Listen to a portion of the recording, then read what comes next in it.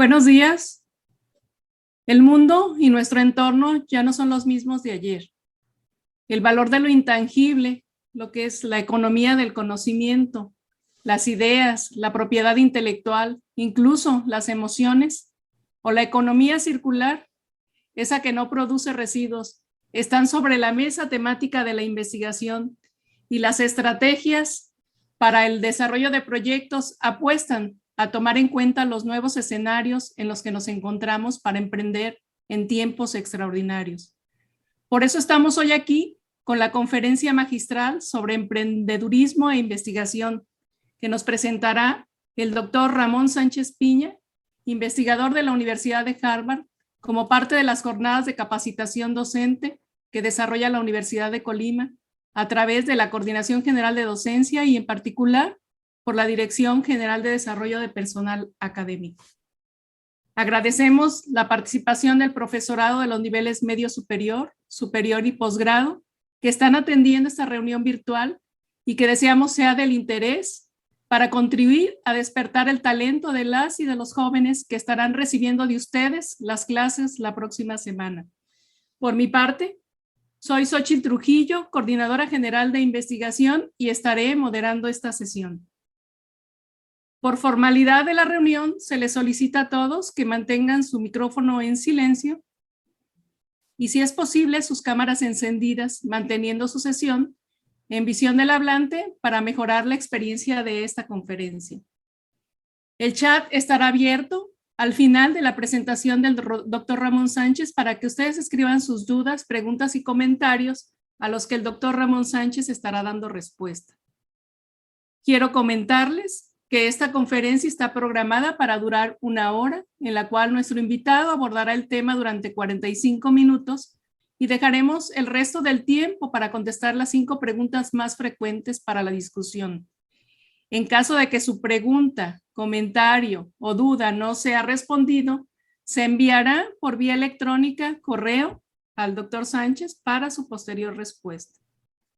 Si existiese algún problema técnico, les pediría que dirijan su duda pregunta buscando el nombre de apoyo técnico. A continuación presentaré una breve semblanza del doctor Ramón Alberto Sánchez Piña.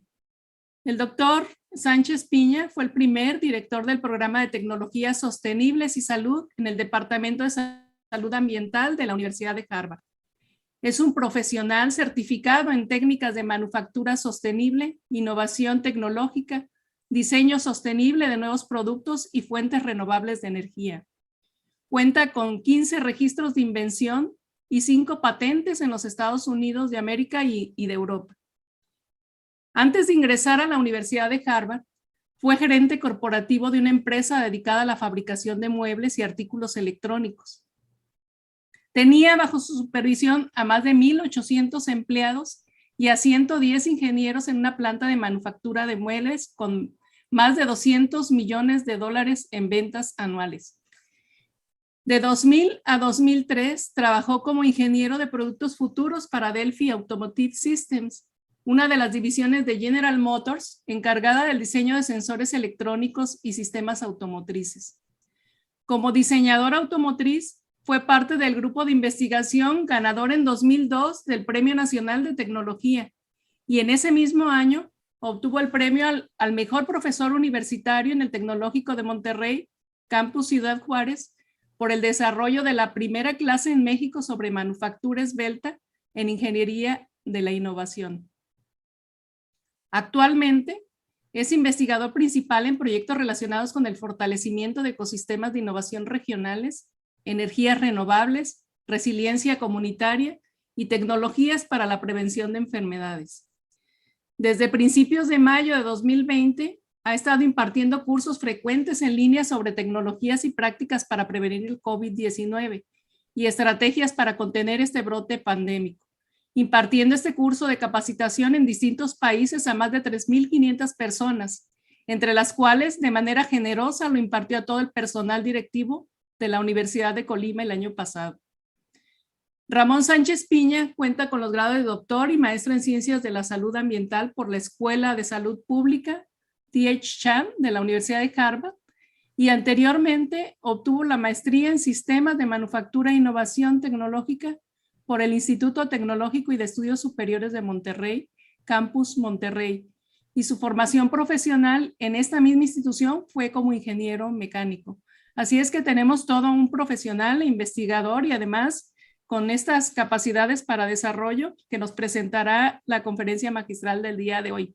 Bienvenido, doctor Ramón Sánchez Piña. Pues sí, muchísimas gracias, Xochitl. Agradezco la invitación y ahora, si me permiten, voy a compartir mi pantalla para empezar con la presentación de hoy. Y pues me da mucho gusto. Mi formación, como se pueden dar cuenta, es de los dos lados, del sector privado. Antes estaba en la industria y ahora estoy en la academia. En cierta forma, eso me permite tener una visión de lo que se necesita o lo que puede aportar en un momento dado el investigador al desarrollo regional. Y no piensen que el investigador se va a hacer un consultor o que va a estar solamente viendo cosas comerciales, sino hagan de cuenta que es el investigador actuando como un agente de cambio bastante fundamental en el ecosistema de innovación. Y ahorita vamos a ver por qué, ¿no? Déjenme entonces, voy a empezar. Y pues yo le puse un nombre mucho más amplio que el de emprendedurismo e investigación, porque es el papel de la investigación científica en la formación de un ecosistema de innovación. Miren, todo el conocimiento original viene de las universidades. Hagan de cuenta que es la fuente, como si fuera el sol que le da irradiación solar a las plantas, hagan de cuenta.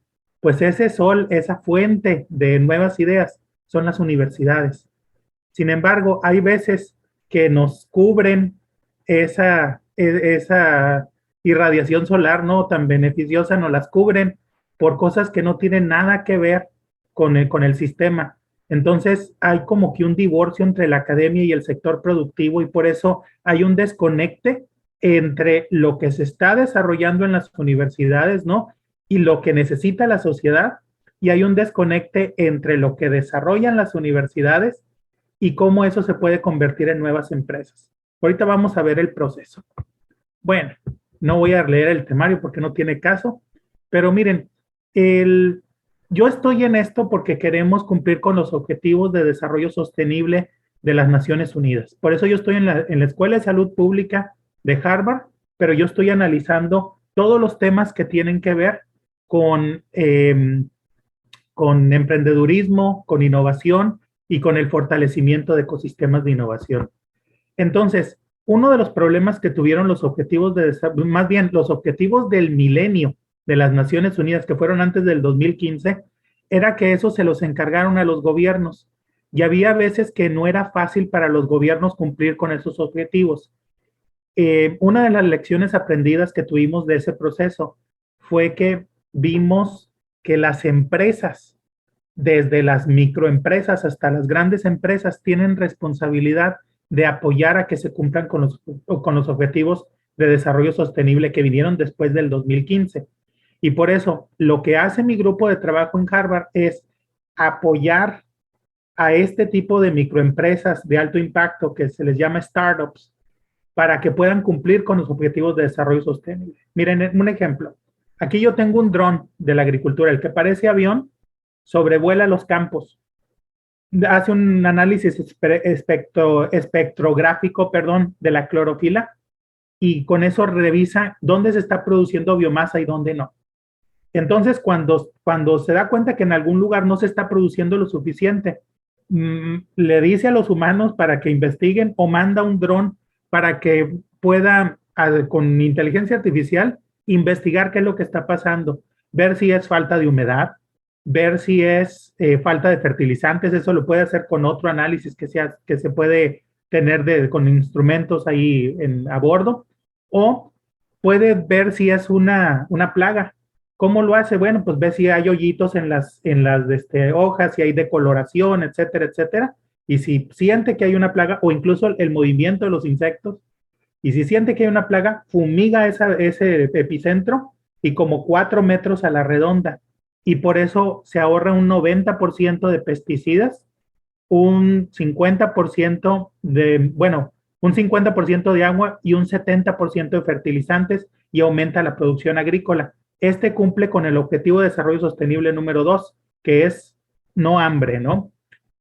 Este que está aquí es una pulsera que pues es un dispositivo no invasivo, o sea, no se tienen que picar los dedos para poderse extraer una gota de sangre y ver el nivel de glucosa sanguínea.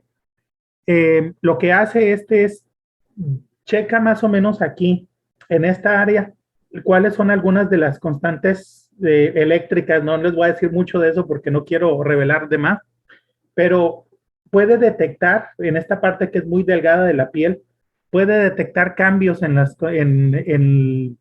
que ellos pueden traducir en cambios en la glucosa. Entonces, de esa forma, ellos pueden ver en tiempo real cómo cambia la glucosa. Por ejemplo, alguien que tiene diabetes o prediabetes come algo que le hace que le suba mucho el azúcar, inmediatamente te dice, oye, la alarma ya te pasaste de 150, por ejemplo, entonces la tienes que bajar. ¿Cómo la bajas?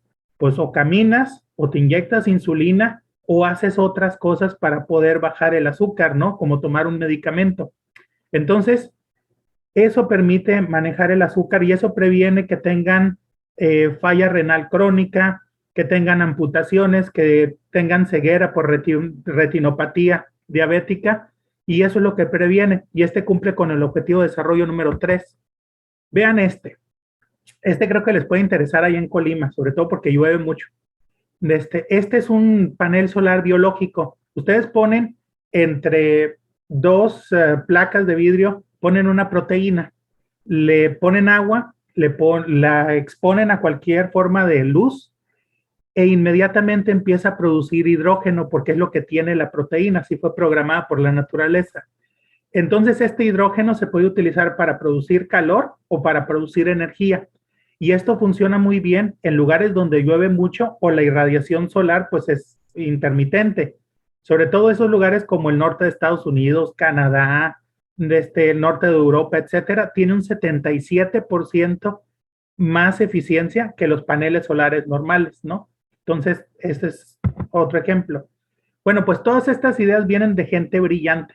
El problema es que estos individuos viven en ciudades con sistemas de soporte a la innovación que son muy bajos o inexistentes y por eso no pueden escalar sus ideas. Es el fenómeno de ganar concursos pero no pasar de ahí. ¿Qué significa ganar concursos? Tienen una excelente idea. Ganan un concurso regional de ciencias, vamos diciéndolo, o de diseño. Luego ganan el nacional. Se van a un concurso internacional, lo ganan. Vuelven como héroes de la patria, héroes o heroínas de la patria, y se toman la foto con la persona que les ayudó, ya sea haya sido la universidad, el gobierno o quien haya sido, y luego de ahí en adelante se acabó. Eso es todo, ya no siguen. ¿Por qué? Ahorita lo vamos a ver en unos minutos. Bueno, parte de todo el problema es el riesgo. Si nosotros aumentamos el riesgo, inmediatamente aumenta lo que te cobraría el banco, el costo del dinero, que es la tasa de interés anual.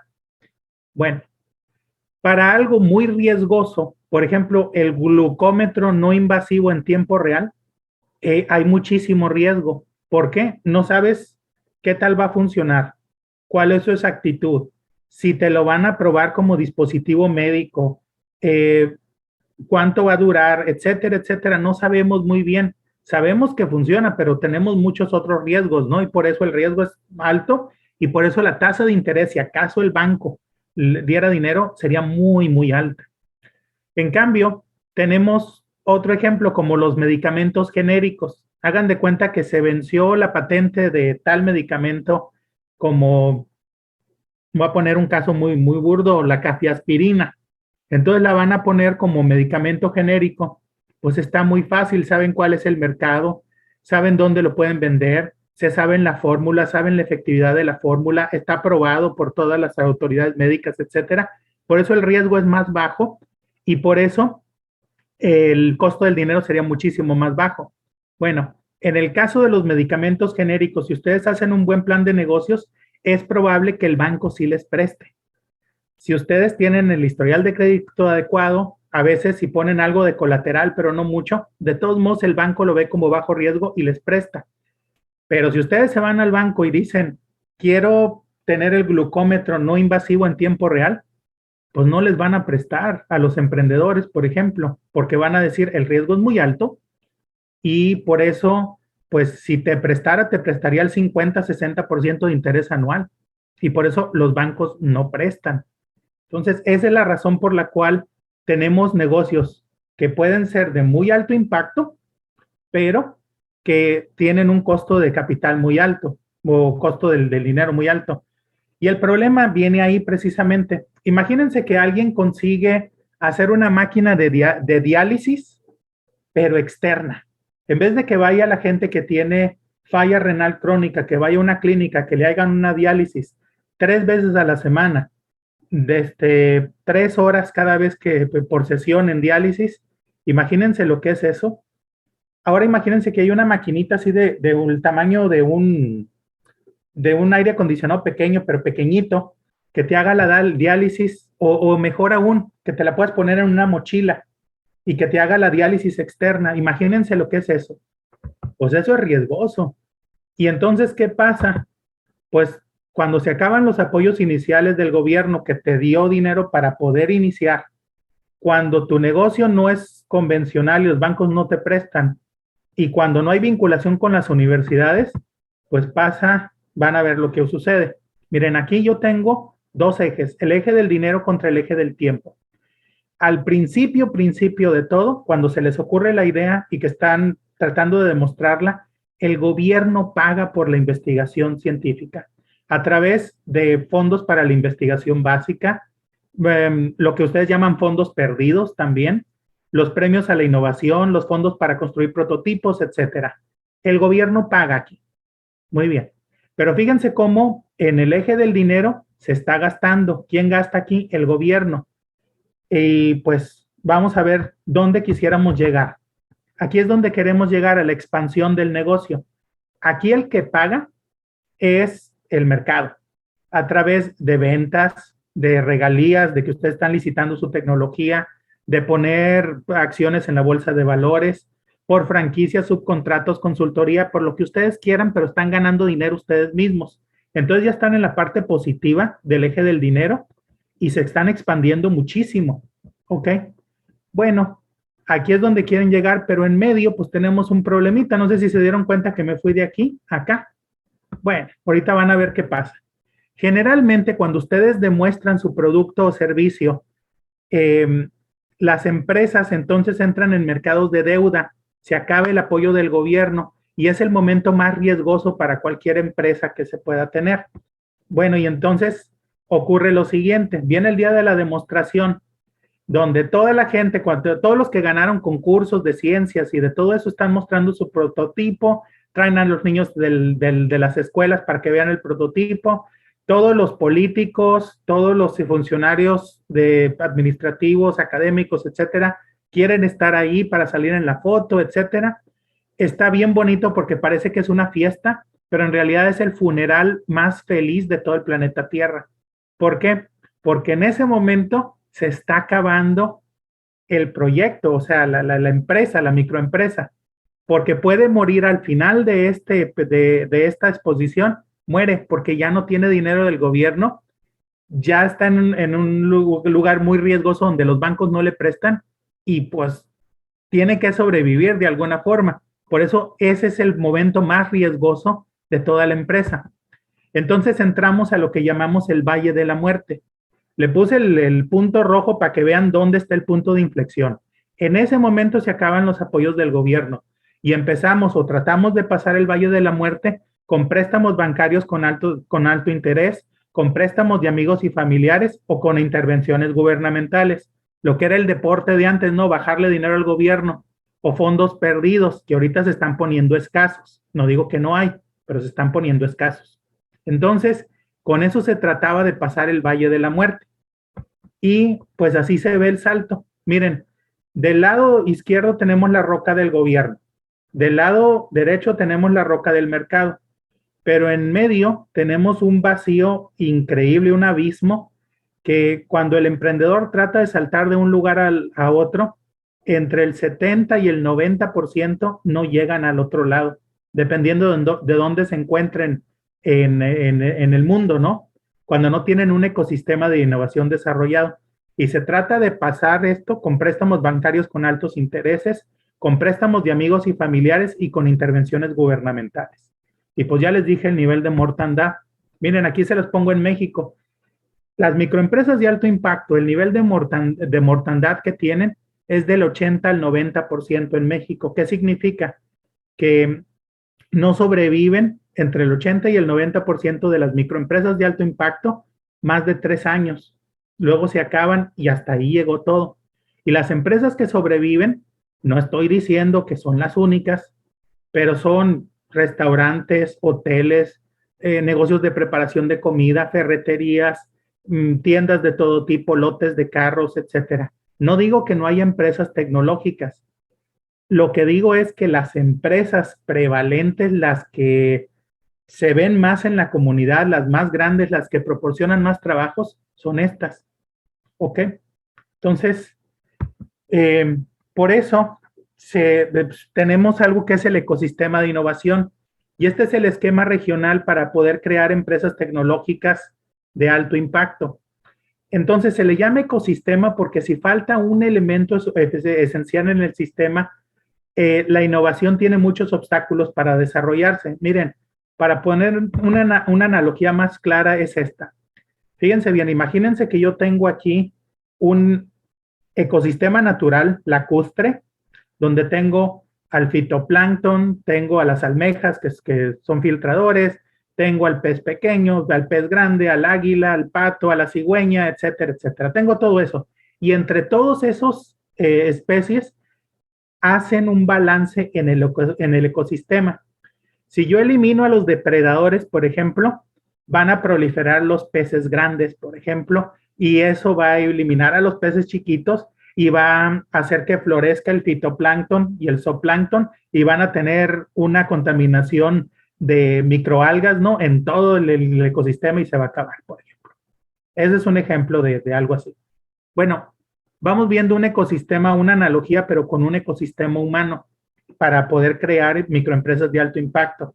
Pero aquí en vez de especies tenemos al gobierno o los apoyos del gobierno, tenemos a las universidades y la investigación científica, tenemos a los emprendedores, tenemos a las incubadoras de negocios, a las aceleradoras de negocios, tenemos a los inversionistas ángeles, a los inversionistas de capital de riesgo, a los filántropos de riesgo, a las fundaciones, etcétera. O sea, tenemos un ecosistema que se balancea por sí mismo con muchos elementos y si le quitamos uno, falla todo.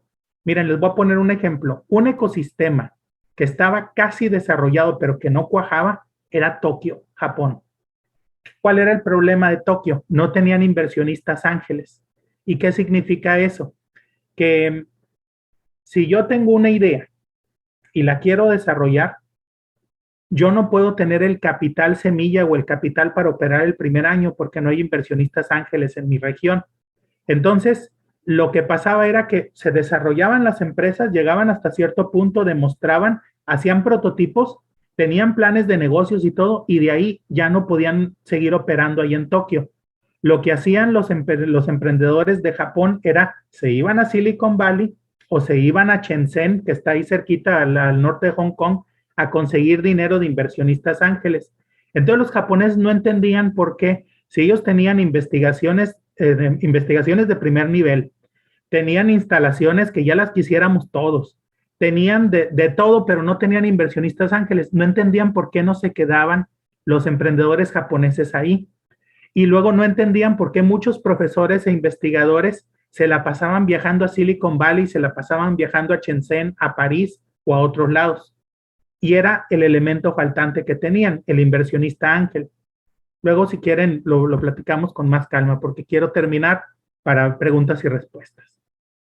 Otra cosa que ocurre es que la gente joven es la que principalmente participa en microempresas de alto impacto, pero los adultos jóvenes tienen limitaciones donde sus familiares y amigos les dicen que no tomen riesgos.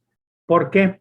Porque si falla la empresa, oye, ¿para qué perdiste el tiempo en esta empresa? Mejor vete a trabajar en una empresa ya establecida, ¿no? O trabaja para el gobierno u otras cosas, pero no te arriesgues, ¿no? Eh, Generalmente los adultos jóvenes tienen máxima creatividad, tienen altos niveles de innovación, quiere decir que pueden implementar cosas.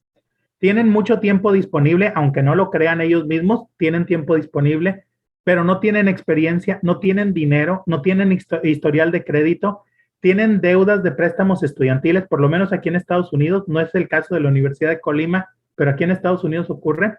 Tienen presiones para avanzar en su carrera y deseos de iniciar una familia.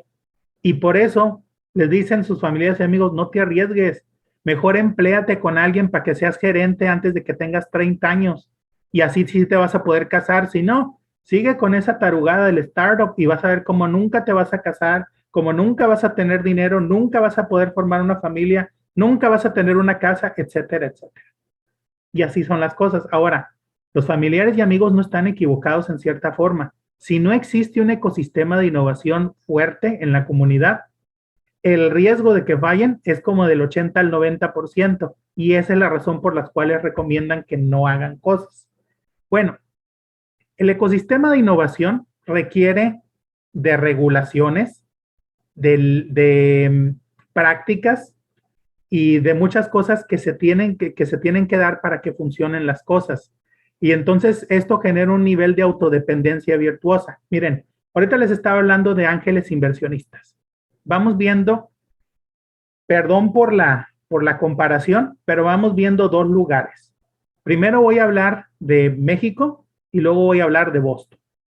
Supongan que yo tengo una excelente idea, algo de nanotecnología para poder incrementar, no sé, la producción de energía solar. Imagínense así. Y Xochitl es mi inversionista ángel. Ella era, no sé, hizo mucho dinero por otras cosas de empresas tecnológicas o lo que ustedes quieran, o hagan de cuenta que tenía un restaurante, ni siquiera sabía de tecnología. Pero yo voy a ver a Xochitl, le digo de mi empresa y Xochitl dice en México, a ver, te voy a dar $200,000 a cambio del 5% de las acciones de tu empresa. Eso sería una inversión ángel. Bueno, estamos en México contando con eso. Imagínense que Xochitl me da los $200,000. Imagínense que yo no tengo empresa en México, me tardaría meses. Bueno, dicen que en México se puede crear en un día, pero solamente es un tipo de empresa que puede tomar muy poquito dinero. Pero supongan que lo logro, que tener mi empresa y le doy el 5% a Xochitl, me da el cheque de $200,000. Ahora voy al banco y trato de depositarlo. Les voy a decir lo que ocurrió en la vida real. Cuando un emprendedor trató de depositar un cheque así alto en el banco primero, no lo dejaron porque era un cheque por $200,000. Segundo, lo empezaron a investigar por lavado de dinero a él y a la persona que le dio el dinero. Y luego para ver si no tenían vínculos con los narcos y con otras cosas, porque estaba muy raro y que no sé qué y todo. Total que la pasaron súper mal. Y esa es una de las razones por las cuales no hay ángeles inversionistas operando, bueno, como debe de ser en la República Mexicana. Y hemos evaluado nosotros 14 estados de la República para darnos cuenta que eso es cierto. Entonces, ese es, por ejemplo, algo que tendría que ocurrir. ¿Cómo le están dando la vuelta? Por ejemplo, gente entre Sonora y Hidalgo idearon algo que me gusta mucho, las asociaciones civiles de innovación. ¿Qué es eso? Es una asociación civil que es donataria autorizada, que luego le pide a las empresas que donen hasta el 7% de sus ganancias. ¿Por qué el 7%? Porque es lo que pueden deducir en un 100% ellos de sus impuestos. Entonces lo donan a esta Asociación Civil de Innovación, y esta Asociación Civil de Innovación se comporta como un inversionista ángel. Los emprendedores van a verlos y ellos les dan dinero o el capital semilla para poder iniciar a cambio de un pequeño porcentaje de las acciones de la empresa. Eso sería México, ¿no? Le está dando la vuelta. Vamos viendo Boston ahora, ¿ok? Ahora, Marta es mi inversionista ángel. Estamos en Boston.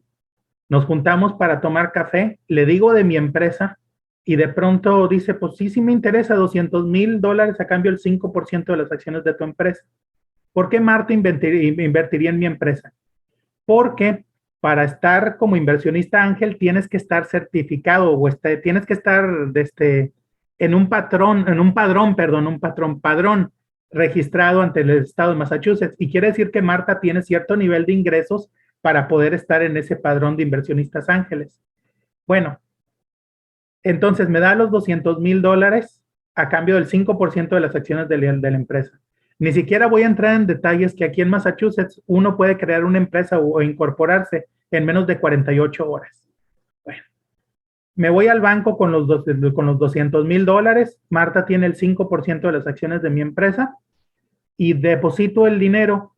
El banco checa, revisa que está en el padrón de los inversionistas ángeles de Massachusetts, inmediatamente lo procesa y al final del día, cuando fui a depositar el dinero, ya lo puedo disponer y ya puedo abrir una oficina o rentar oficinas o comprar equipo o lo que sea y ya está. ¿Se fijan la diferencia? Esto es lo que se tiene que desarrollar poco a poco, pero se tiene que saber, oye, no tengo tal especie, bueno, pues ¿cómo la desarrollo? Pues mira, la tropicalizo y hago esto acá, que fue lo que fueron las asociaciones civiles de innovación, que es la idea que se tiene. Entonces, eso se necesita para un ecosistema. Y pues miren, hay muchos componentes en el ecosistema de innovación. Entre ellos está la academia, las universidades de investigación y las investigaciones que se hacen per se en las universidades, porque esa es la fuente original del conocimiento. De ahí surge todo. Ahorita, al final, les voy a describir la historia de Moderna, que ellos hicieron una de las vacunas para el COVID, pero van a ver cómo todo surgió de la universidad. Y si ustedes ven Facebook, surgió de la Universidad de Harvard.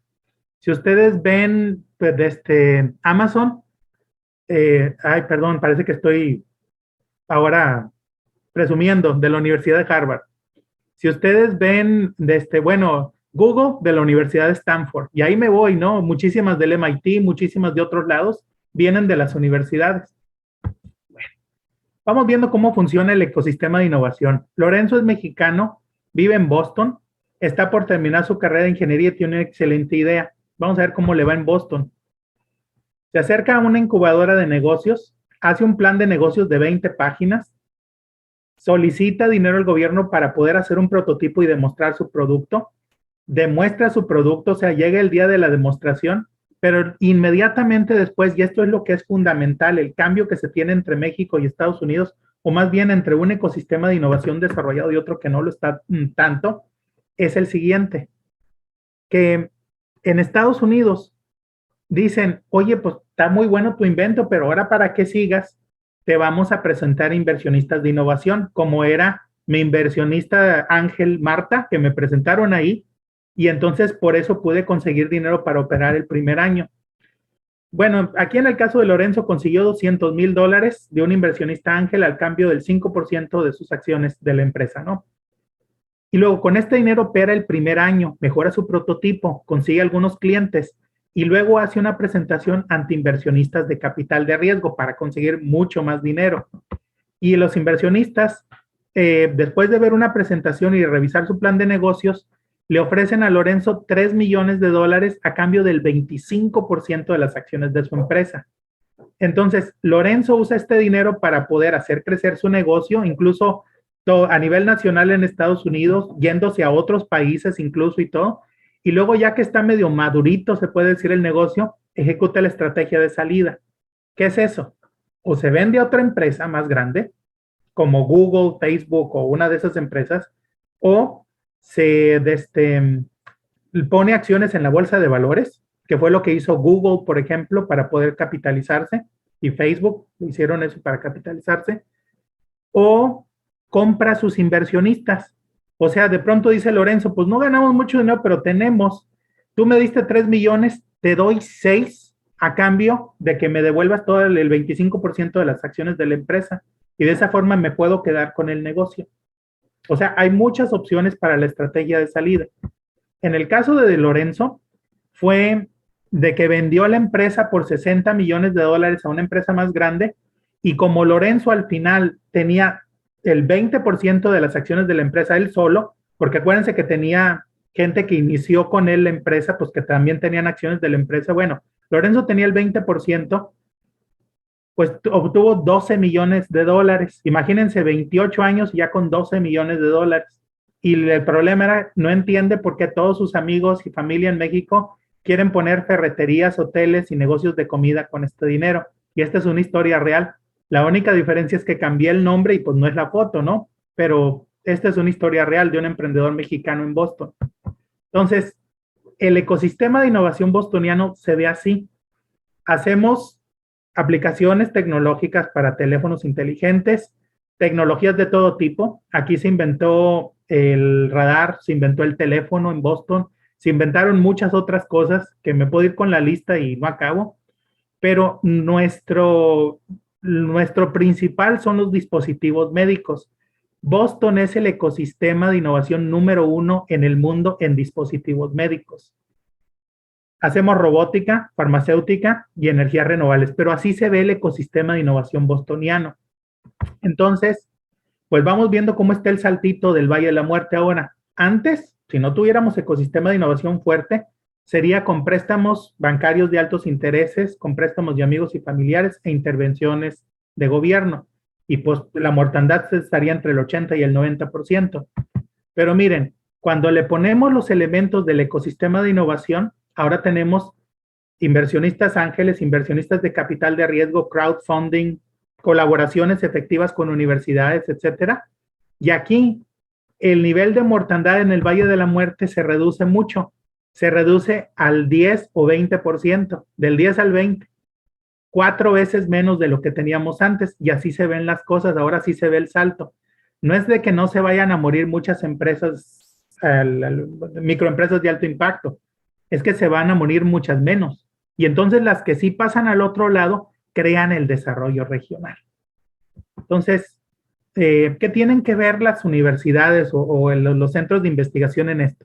Bueno, primero, las universidades son las que reciben generalmente los fondos de gobierno para la investigación básica y ahí es donde se desarrolla todo. Por ejemplo, la primera computadora que se desarrolló en el mundo, bueno, privada, no militar, fue en Harvard y fue precisamente por algo de investigación básica. Claro que después se utilizó para poder revisar cuestiones de la Segunda Guerra Mundial, ¿no? Que si dónde estaban los submarinos y otras cosas, pero también se estaba utilizando al mismo tiempo para caracterizar estrellas, para caracterizar optimización de las cadenas de valor en Estados Unidos, etcétera. Pero la primera computadora del mundo fue en Harvard. Si nos vamos a otras, pues los primeros que inventaron ciertas cosas siempre son las universidades. Pero aquí las situaciones son los semilleros del conocimiento. Sin la universidad no existe el ecosistema de innovación, porque entonces todos los emprendedores tendrían que ir a traer ideas de otras comunidades para poder implementarlas en su comunidad. Entonces, por eso las universidades son el semillero del ecosistema. Pero una cosa que les voy a decir, ¿dónde está un poquitito el desconecte que he visto en algunos ecosistemas? Aquí lo que nosotros hacemos en Massachusetts es que los investigadores siempre estamos preguntándole a la sociedad qué necesitan. ¿Por qué lo hacemos? Porque entonces de esa forma enfocamos nuestras investigaciones en algo que se requiere. Y no me estoy diciendo que vamos a ser consultores, pero si por ejemplo me dicen, oigan, fíjense que en México la incidencia de la diabetes es del 16 al 18%, y de prediabetes es como del 20, quiere decir que un tercio de la población mexicana tiene diabetes o prediabetes. Entonces, ¿cuál es aquí la situación? Pues necesitamos curar la diabetes. Así nos tardemos 25 o 30 años, estamos haciendo investigaciones que van hacia resolver los problemas de la sociedad. Y pues por eso se ganan los premios Nobel, porque andan viendo pues cómo curar el Alzheimer, cómo hacer nuevos sistemas económicos para poder distribuir recursos como microcréditos, etcétera, etcétera, porque están viendo las necesidades de la sociedad. Entonces, eso es lo que yo siento que es lo primero que tenemos que ver como investigadores. Algo que he visto en otros países es que si yo tengo maestría, doctorado y postdoctorado en algo, trato de desarrollar lo que yo vi en mi doctorado y desarrollo solución, pero después de que desarrollo la solución, estoy viendo quién me compra la solución, porque este era un problema que yo considero que es un problema, pero en realidad a lo mejor la sociedad no lo considera como un problema prioritario. Entonces, los fondos de investigación básica como que se disipan un poquitito en ese tipo de cosas que a lo mejor no necesita la sociedad. Entonces, por eso es importante la vinculación. La vinculación no es pasar a tener pasantes, la vinculación no es solamente hacer memorandos de entendimiento con las empresas y luego no hacer nada. Eso no es la vinculación. Entonces, por eso necesitamos vincularnos. Y entonces, ¿cuál es el proceso? Pues primero nos acercamos a alguien que tenga un problema. Miren, por ejemplo, aquí tengo una investigación del MIT, donde ellos lo que hicieron fue desarrollar una inteligencia artificial que les ayudara a los médicos a detectar los tumores en cáncer de mama. ¿Por qué lo desarrollaron? Porque no había suficiente personal para poder analizar todas las placas que se estaban tomando. Y como no se daban abasto y sentían que se necesitaba, que esto era fundamental para poder detectar esto, se desarrolló este programa. Pero fíjense bien cómo tuvo que ver con algo que alguien tenía antes, ¿no? Un problema que se tenía antes. Entonces, primero es ver con quién asociarse. Segundo, evitar las asociaciones académicas con empresas nomás para bajarle dinero al gobierno. ¿A qué me refiero? Cuando sale una convocatoria, yo me daba cuenta cuando salió una convocatoria en México, porque inmediatamente me empezaban a contactar personas para ver cómo nos podíamos asociar para bajarle dinero al gobierno. Ni siquiera disfrazaban las cosas, así le llamaban, bajarle dinero al gobierno. Entonces, lo que yo recomiendo es que vayan haciendo conexiones independientemente de las convocatorias para que luego que salga la convocatoria ustedes digan, nosotros hemos estado trabajando en esto, tenemos tal propuesta, necesitamos dinero para esto. La otra es fomentar las donaciones dedicadas del sector productivo a las instituciones académicas. Miren, por eso les decía, en México las empresas privadas pueden donar hasta el 7% de sus ganancias a una donataria autorizada y tener 100% de deducción de impuestos. Entonces, ¿qué es lo que se hace? Miren, les puedo poner un ejemplo del MIT, porque ellos son los reyes de la vinculación en todo el mundo. El MIT va a abrir un nuevo instituto de cáncer y en lugar de pedirle dinero a las compañías farmacéuticas o médicas, el MIT se va, por ejemplo, con Kellogg's, por ejemplo, y les dice, oye, ¿no quieres donar para esto? ¿Por qué? Porque no tiene tanto que ver con su modelo de negocio realmente. Y entonces Kellogg's o la Ford Motor Company dan dinero para el Instituto de Cáncer y todo lo que ellos donen es 100% deducible de impuestos. En México no lo he visto mucho. Entonces, en México se puede, es un 7% de las ganancias que tienen, pero yo no he visto que, por ejemplo, Bimbo diga, voy a crear un nuevo instituto de nanotecnología en una universidad, por ejemplo. Nunca lo he visto. O que una compañía de comida diga, voy a desarrollar el nuevo instituto de materiales en tal lugar. Nunca lo he visto. Por lo menos no me ha tocado. A lo mejor ustedes me corrigen la plana. Bueno, lo otro es fomentar las oficinas de transferencia tecnológica. ¿Por qué? De aquí salen las empresas, las microempresas de alto impacto. Entonces, ¿qué es lo que pasa? Que se desarrolla una tecnología en la universidad, ya se me está acabando el tiempo, ya me di cuenta. Bueno, se desarrolla una tecnología en una universidad y luego se transfiere a una empresa grande ya establecida o dicen, oye, pues le voy a dar chance a los investigadores que participaron en esto para ver si quieren crear una empresa. Y de ahí surge una empresa que es una microempresa de alto impacto que puede funcionar muy bien en la comunidad. Bueno, pero algo bien importante, hay que proporcionar incentivos para los investigadores. Les voy a decir el método del MIT. En el MIT, cuando alguien descubre algo, no es de que se desarrolle la patente y todo va para la universidad o lo que ustedes quieran. Es la escuela, o sea, la universidad se queda con un 40% de las regalías de una patente. El 20% va para el laboratorio de investigación o departamento donde se hizo el descubrimiento y el 40% va para el investigador. Por eso los investigadores del MIT y de Harvard, quiero decirlo así también, porque nosotros tenemos un sistema igual, están viendo cómo resolver cosas fundamentales porque saben que si encuentran o descubren algo, la escuela o la universidad va a pagar por la patente y luego se dividen las regalías. Eso es bien importante, por eso están buscando esas cosas. Y pues luego se les enseña la ruta crítica del emprendimiento a los científicos, que esto es parte de lo que estamos haciendo ahorita. Ahorita la pueden ver porque se me está acabando el tiempo, por eso quiero llegar nomás a la médula de qué tiene que ver el investigador científico con el desarrollo regional. Bueno, aquí en Boston hay 250,000 personas que trabajan en startups, ¿ok? Y ustedes pueden ver toda la infraestructura que tenemos. Y pues miren, este es el nivel que están recibiendo en promedio las empresas. Para capital semilla es como 1.3 millones de dólares. Para capital serie A que le decimos son como 5, casi 6 millones de dólares. Y para ya crecer son 12 o 13 millones de dólares, es el promedio. Entonces, en las microempresas de alto impacto en Massachusetts consiguieron 30,600 millones de dólares en el 2021. Imagínense 30,600 millones de dólares para una población de 7 millones de habitantes.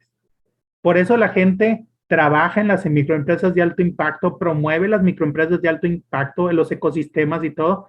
Y pues las universidades de la región están viendo cómo transfieren la tecnología, ya sea a empresas grandes o a microempresas de alto impacto, porque es lo que nos da de comer a todos.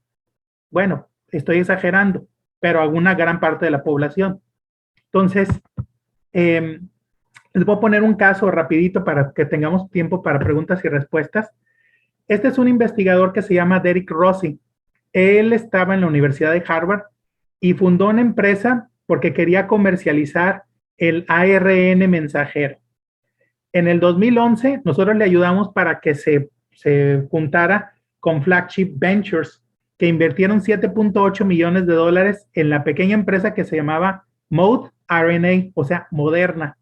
Y a cambio recibieron el 18% de las acciones de la empresa. El grupo de capital de riesgo todavía tiene el 18% de Moderna, ¿no? Bueno, en diciembre del 2018, Moderna se fue a la bolsa de valores, recaudó 600 millones de dólares en un día. Ahorita la empresa vale más de 30,000 millones de dólares. A ver, el 18% de 30,000 millones de dólares es mucho más que 7.8 millones. Imagínense las ganancias que tuvieron. Bueno, Flagship todavía es dueño de esto, son como 5,400 millones. Y el CEO de Flagship le gustó tanto Moderna que él compró de su fortuna personal el 19.5% de Moderna, y eso fue antes de que ocurriera la pandemia y todo eso. Y Derek Rossi en sí tiene una fortuna personal de más de 1,000 millones de dólares.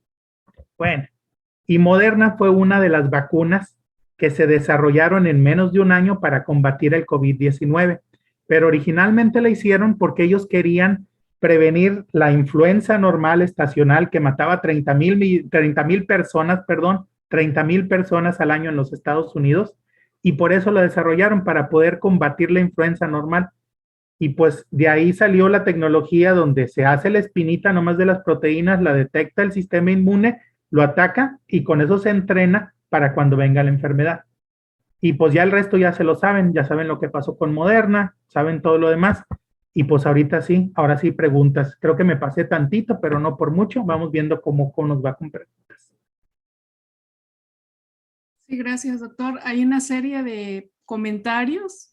Muchos de ellos son de felicitación, que quisiera hacerlos primero y agradecer por esta presentación tan clara que esperemos encienda esta chispa necesaria en nuestra institución. La primera pregunta es, ¿cuál es el riesgo de que roben la idea? Esta la hace la doctora Ana Lilia Peraza, que creo que es una pregunta.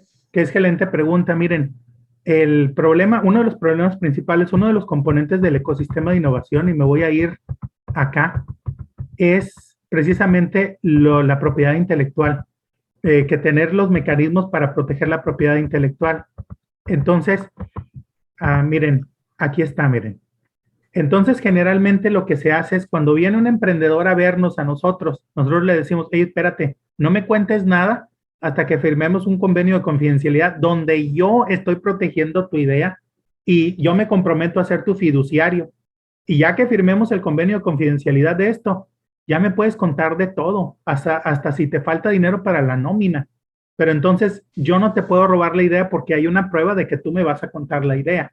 Y esa es una parte fundamental de los componentes del ecosistema de innovación, que la gente tenga esa disciplina como para decir, oye, pues en vez de irte y como el borras, nomás contar la idea sin ton ni son, espérate. El investigador tiene que venir del investigador, del que está ayudando espérate, antes de que me cuentes tu idea, vamos protegiéndola y después ya vemos qué sucede. Porque sí nos pasa de que mucha gente tenía ideas, las contaba y luego por alguna razón sentían como que se las pirateaban y pues eso, por eso uno de los componentes principales del ecosistema es tener leyes muy fuertes o regulaciones muy fuertes para proteger la propiedad intelectual de los investigadores y de los emprendedores. Sí, muchas gracias, doctor Ramón. Esto sin duda es la economía de lo intangible, esto de la propiedad intelectual, y es sumamente importante que lo tomemos en cuenta en la investigación. Hay otros comentarios, por ejemplo, dice, muchas felicidades tener la visión de investigador como agente de cambio en el ecosistema emprendedor, tomando en cuenta los distintos actores que intervienen en dicho ecosistema. Entonces, la pregunta es, desde la academia, ¿qué sugiere deben hacer los empresarios, sobre todo los jóvenes en Latinoamérica, para hacer negocios más innovadores y sustentables? A ver, voy a irme con dos empresarios, los jóvenes y los ya establecidos. De los jóvenes es acercarse a las universidades y a sus investigaciones científicas. O sea, mucha gente, yo los he visto como que ellos piensan que las empresas se crean de la nada. No, la mera mata de donde viene todo son las universidades. Entonces, los jóvenes que quieren hacer negocios, que se acerquen a los grupos de investigación en las universidades, que les digan cómo están las cosas allá afuera, qué necesidades tienen y que trabajen con ellos. ¿Ok? Esos son los jóvenes empresarios. Vamos viendo a los ya grandes establecidos. A los ya grandes establecidos es cortar el círculo vicioso de solamente acercarse a las universidades cuando hay una convocatoria. Y que luego hacer la convocatoria y luego se dividen el dinero, luego no se hablan por un año o año y medio, se hablan de vez en cuando nomás para ver qué onda, para tocar base. Luego cuando tienen que hacer el reporte de eso que les dieron en la convocatoria, se juntan, ponen ahí sus cosas, dicen que estuvieron trabajando, pero en realidad no trabajaron tanto. Los empresarios lo que tienen que ver es que uno de los mejores negocios es estar vinculado con una universidad. Y los investigadores en sí es, oye, voy a escribir papers científicos porque quiero estar en el SNI. Pues mira, los puedo hacer de lo que yo me imagine, pero también los puedo hacer de los problemas que me están trayendo los empresarios.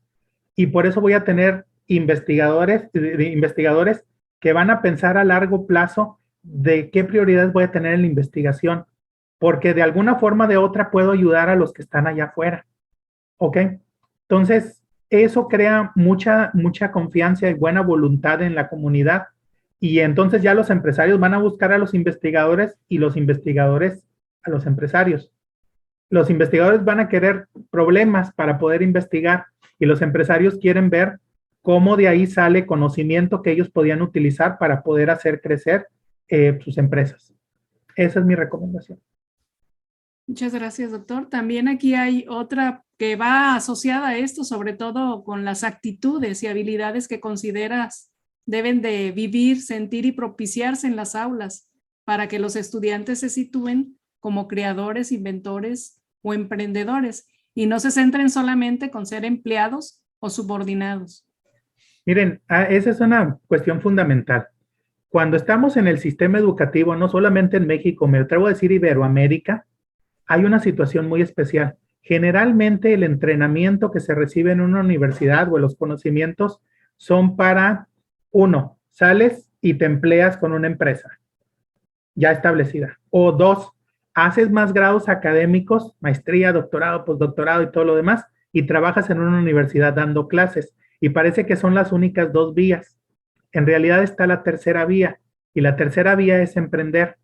Pero como es tan riesgoso, tiene un 90% de mortandad, Por eso casi nunca se considera, pero miren, algo que yo les recomiendo es que hablemos de la ruta crítica de los emprendedores dentro de un salón de clases. Fíjense bien, surge una idea en una universidad. Esa idea se transforma en algo que podría, bueno, más bien, me voy más atrás incluso. Los investigadores checan con la sociedad para ver qué necesitan, dónde les duele. En base de eso están haciendo investigaciones como la cura del cáncer, la cura de la diabetes, el tener eficiencia energética en edificios, el hacer energías renovables específicas, lo que sea. De ahí surge conocimiento original. De ahí se transfiere el conocimiento a la sociedad y entonces muchos de los que estaban investigando o trabajando ahí dicen, pues yo voy a hacer una empresa con mi invento. Entonces, primero se van con un inversionista ángel, estas personas. Consiguen dinero para operar el primer año. Después, los emprendedores científicos, les voy a llamar así, se van con inversionistas de capital de riesgo para poder hacer la expansión de su empresa. Luego ejecutan la estrategia de salida y luego ya está. Pero casi nadie conoce la ruta crítica del emprendedor científico. Y eso es algo de lo que tenemos que hablar en los salones de clases para decir que es la tercera vía. Que no tenemos muchos ejemplos a veces, sí es cierto, pero sí hay ejemplos en otros países. Y por eso es importante fortalecer el ecosistema de innovación local para entonces tener más ejemplos locales. Pero por eso les puse del ejemplo de Lorenzo. Es mexicano, lo único que tenía es que estaba en el ecosistema de innovación local de aquí y pues fue exitoso en lo que hizo. Ahora, ¿qué hace Lorenzo? Pues volvió a poner otra empresa y le fue bien, y luego otra y le fue bien, y luego se convirtió en inversionista ángel y le está yendo muy bien. Esas son las cosas que se tienen que ver en los salones de clases, la tercera vía. Muchas gracias, doctor. Hay un comentario interesante también sobre todo sobre los incentivos a las empresas. Dice, en México, la doctora Ana Uribe, algunas empresas no pagan impuestos y por eso ni siquiera piensan en donar y apoyar la investigación. Información que se ha difundido en sitios oficiales de los que no pagan impuestos. Bueno, pero ahí es la cuestión es la siguiente. Hay que separar, ¿no? El gobierno debería tener un órgano para que los empresarios sí pagaran impuestos. Que se saltan las trancas y hagan otras cosas es otra cosa. Pero vamos suponiendo, en el entendido de que no pagan tantos impuestos como deberían. De todos modos, yo como empresario me acercaría a las universidades, porque de ahí van a surgir ideas que pueden hacer crecer muchísimo mi negocio. ¿Ok?